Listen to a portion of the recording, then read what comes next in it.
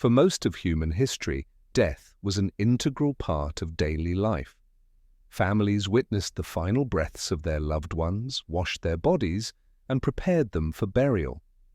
Death was not an isolated event, but a communal experience, woven into the natural fabric of life. Today, however, death has been pushed into the margins. It is confined to sterile hospital corridors, outsourced to funeral professionals, and physically relocated to the outskirts of expanding cities. For the modern individual, death has become a distant, abstract concept, an event observed from afar, rarely confronted directly. As French historian Philippe Ariès insightfully observed, "In the hour of our death, we now live in an era of the forbidden death." In the early 1900s, most Americans died at home. Today, nearly 80% of deaths occur in medical facilities. This trend is mirrored across the developed world, in the United Kingdom, Japan, Australia, and increasingly in urbanized parts of the developing world. We have medicalized death, transforming it from a natural stage of life into a clinical event requiring intervention. In 1851, New York City banned new burials in Manhattan, literally pushing death out of the city's physical and emotional core. In modern media, death is paradoxically both hypervisible and deeply hidden. Images of violent deaths saturate news reports and entertainment, yet the natural, everyday reality of death is virtually absent from public view. As death has become invisible, it has come to be seen as a kind of failure. Companies like Calico, a subsidiary of Google, are investing hundreds of millions of dollars in efforts to conquer aging and death, treating mortality not as an inevitability, but as a technological hurdle to be overcome. Sim Eternal City, a new urban experiment to reclaim.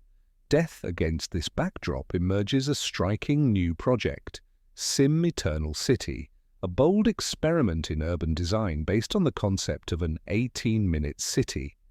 Unlike conventional cities that have increasingly marginalized death, Sim Eternal City proposes to reintegrate it into the very center of urban life without regressing to the past, but by combining advanced technologies with new social designs.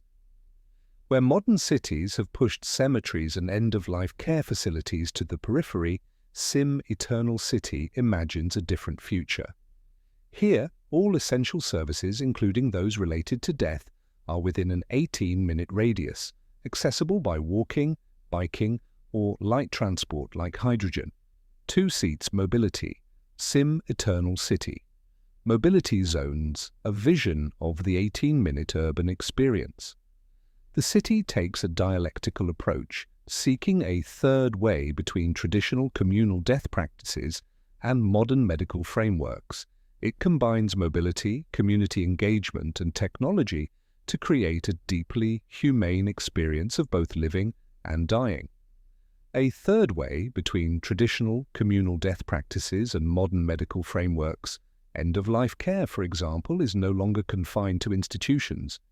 Instead, mobile services bring hospice workers, therapists, and doctors directly to people's homes. Funerals and memorial services are redesigned to reach one-person households and dispersed communities using mobile memorial spaces, modular ceremonial equipment, and hybrid digital physical tribute kits. Technology and the birth of a new death culture, Sim Eternal City's vision is not limited to spatial reintegration. It actively employs cutting-edge technology to reshape the culture of remembrance. The Sim Eternal Cemetery kiosk-type cemetery replaces traditional tombstones with no-stone tombstone solution. Immersive digital memorials scattered throughout the city. These spaces allow for storytelling, collective memory, and interaction with the lives of those who have passed. One particularly poignant innovation is the biomemorial service, transforming the DNA of the deceased into living trees or plants, creating a tangible bond between the living and the dead. These green memorials offer a profound way to merge ecological sustainability with eternal remembrance. By acknowledging death rather than denying it, Sim Eternal City creates opportunities for both personal reflection and communal growth. It reimagines urban landscapes where individual stories and collective histories are not buried but interwoven. The DNA of the deceased into living trees or plants.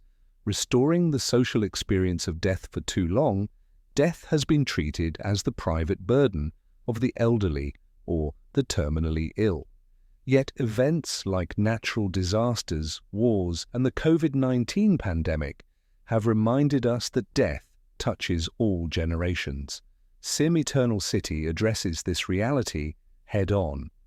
Its Life After Called Salmon Dome campaign brings death awareness programming into schools, community centers, and cafes. Initiatives like the Death and the City conference and public festivals seek to reframe death from an isolating experience into a shared cultural conversation. These efforts go beyond mere memorialization. They aim to transform how society confronts loss, remembrance, and the passage of time. Toward the Invisible City, Lessons for the Future. Sim Eternal City is currently moving into a concept development phase, but its vision raises profound questions. Why must we begin future urban planning by first reintegrating death? Despite the popularity of 10-minute or 15-minute city models, discussions around death have been conspicuously absent. Like the hidden mass of an iceberg, death remains an invisible yet essential part of human existence. A city that fails to accommodate death is not just incomplete, it fundamentally denies a core dimension of life itself. True urban completeness can only be achieved when life and death coexist naturally. Deathless cities are, in a sense, lifeless cities.